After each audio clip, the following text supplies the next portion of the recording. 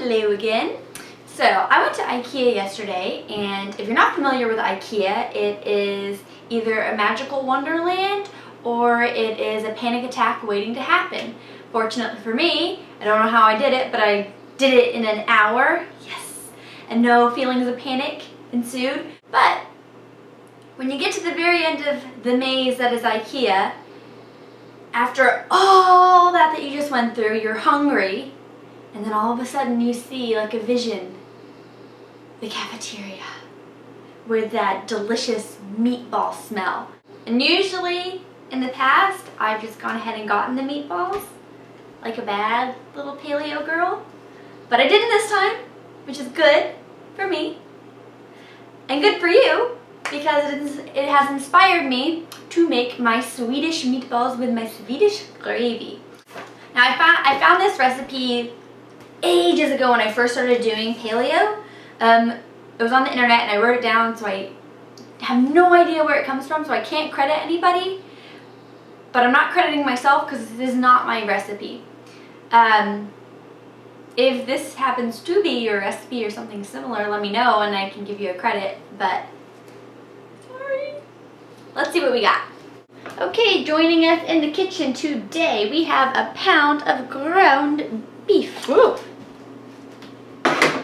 Don't do that. So we're using half a cup of almond meal, 1/4 of a cup of milk. My recipe calls for a small red onion. I have a large white onion, so I just kind of half that. So about 1/4 of a cup of that. 2 garlic cloves minced. 1 egg. We are also using 1/8 of a teaspoon of allspice and 1/8 of a teaspoon of ginger. We are also using 1/4 of a teaspoon of onion powder. Tablespoon of parsley, you can use fresh, I have dried, whatever. Then we are also using some bacon fat. Yeah, that's bacon fat. Oops. We're also using some beef broth and garlic powder, and that will come into play later with the gravy. Let's go. So we're gonna mix everything together except for the bacon fat.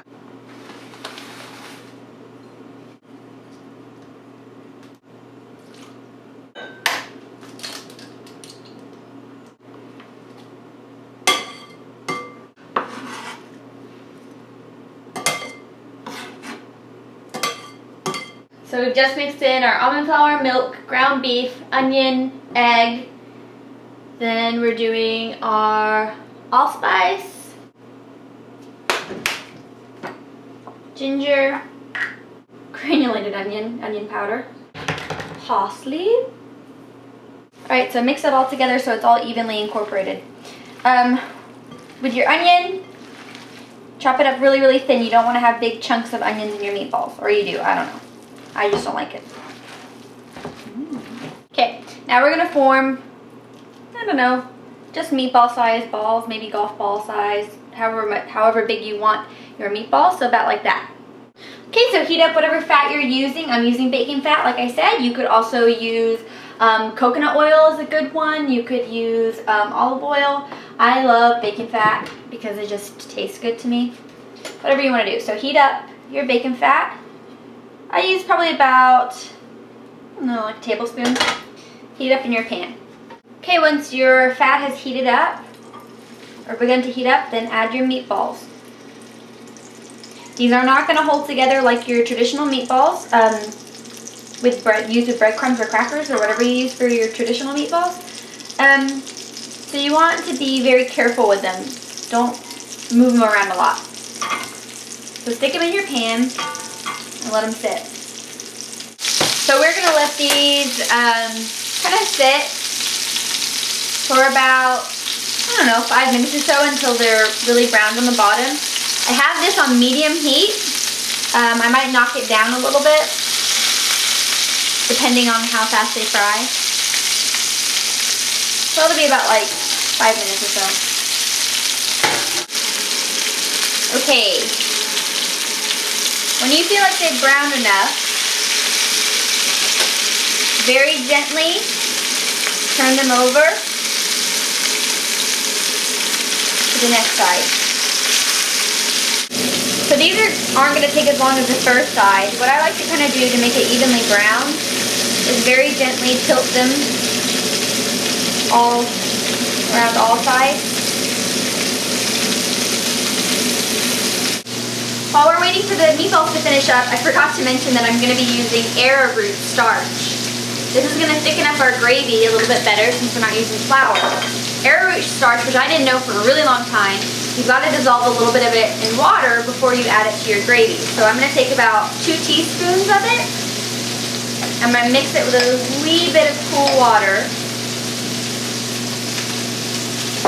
And the general rule is 1 to 2 teaspoons per cup of gravy or sauce or whatever you're making that you need to thicken up.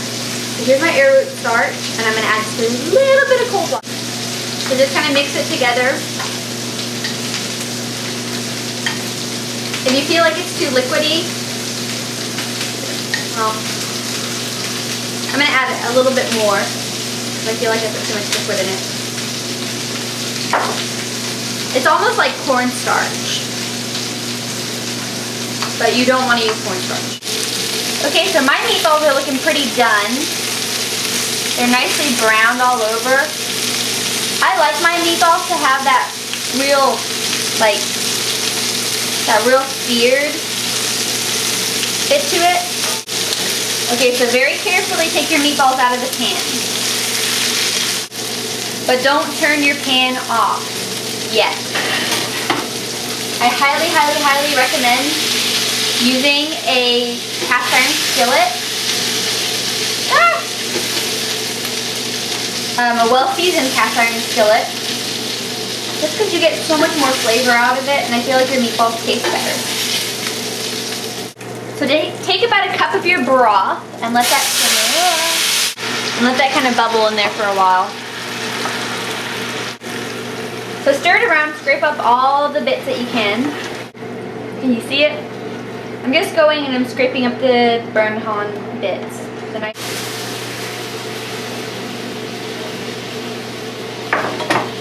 Okay, so I let that simmer for about a minute or so. Really not that long. You just wanted enough to scrape up all the rest. Here comes the tricky part. I don't have a strainer, like a nice mesh strainer. Oh, Lord. So here comes trickiness. We're going to strain the broth into a clean skillet.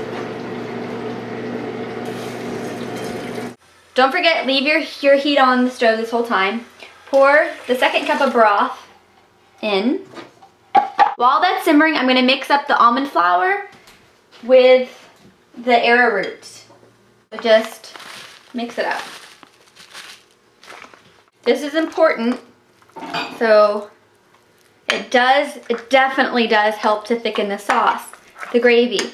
If you don't do this and you just throw it in, you're kind of going to be disappointed because that's what it took me making this dish maybe about 3 or 4 times. Okay, so add your flour mixture, garlic powder, and a little bit more onion powder, and some salt. So we're going to whisk it, stirring constantly until it thickens up. Okay, if you want to at this point, you can add some milk. I like milk, so I'm adding milk.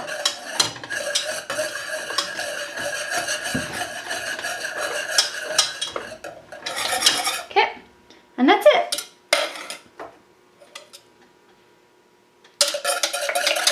And that's it for your gravy. So just take your meatballs in a bowl or a plate. I like to use a bowl, or I even have like these plate bowl things that are kind of dented in, like pasta bowl. So put it in a bowl and then you can pour a little bit of the gravy over on top. Okay. This is one of my favorite dishes because it's really easy and it's very tasty. Hot.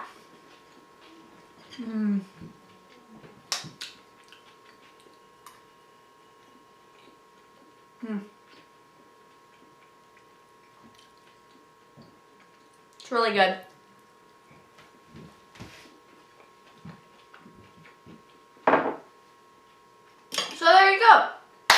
Swedish Meatballs. Well, thanks for watching. Don't forget to subscribe if you liked it. I put out new videos every Sunday.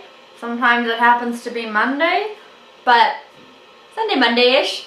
So don't forget to subscribe. Follow me on Twitter. But that's it. See you later, alligators.